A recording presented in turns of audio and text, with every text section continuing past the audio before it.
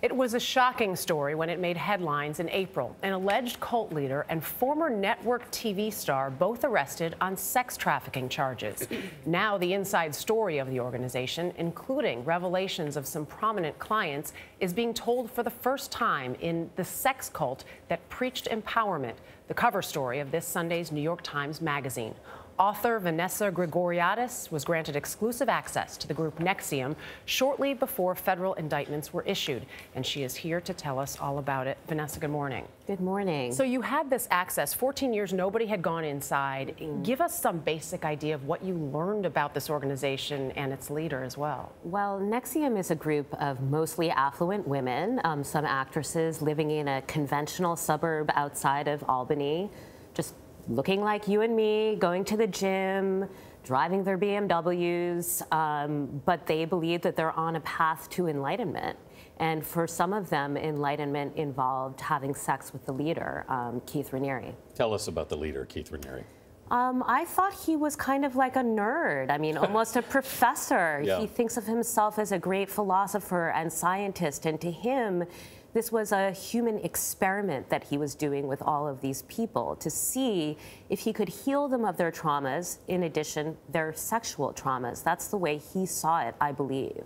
It gained a lot of headlines because actress Allison Mack, who people knew from Smallville, was also caught up in this. What was her role in this group? You know, she was a spiritual seeker from the time that she was on Smallville. So she truly also believed she was on a path to enlightenment.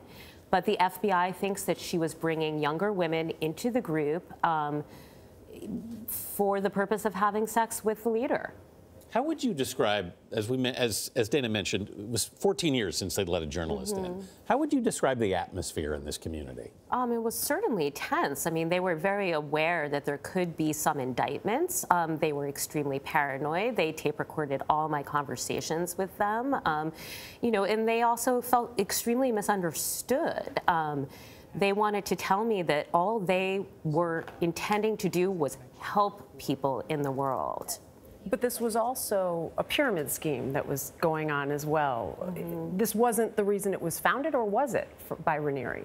Well, you know, Raniere's motivations are somewhat unclear. You know, like a lot of leaders like this through time, of course, he was interested sexually in some of his followers, but he had previously in the 90s run a company that had, you know, state attorneys general thought was a pyramid scheme. So he had some, you know, past in that kind of business. As you mentioned, this attracted some very affluent people from some very prominent families.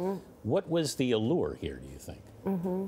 I mean, I think that people just even want to be healed. They want help. And he was able to get into the cracks of their lives and where they felt insecure and make them feel that they were part of this new family.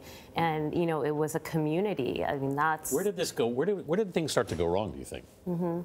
Well, you know, the FBI thinks that he had 15 to 20 girlfriends through all of this time. Most of the group actually thought that he was celibate. The people that weren't in the inner circle didn't know.